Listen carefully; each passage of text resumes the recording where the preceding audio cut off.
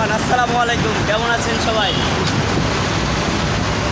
আপনারা সবাই জানেন ইতিমধ্যে আমি বাসায় আসছি ছুটিতে আমার চট্টগ্রাম।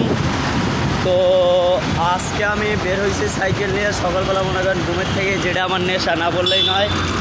ঠিক আছে, আমি আমাদের বাসায় 3টা সাইকেল। ঠিক আছে, বাসায় 2টা আমার, একটা মামার। এটা হচ্ছে মামার। আর আমার আরেকটা বেলুস সাইকেল ছিল, যেটা চুরি হয়ে গেছে, এটা জানেন সবাই। তো সকাল সকাল মনে করেন বাইরে গেলাম নগদ,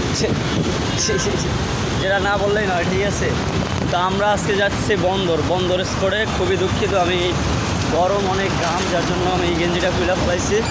ঠিক আছে, তো আমার বাসা থেকে প্রায় 13-14 সামথিং কিলোমিটার্স পড়ছি বন্দরের সাইডে।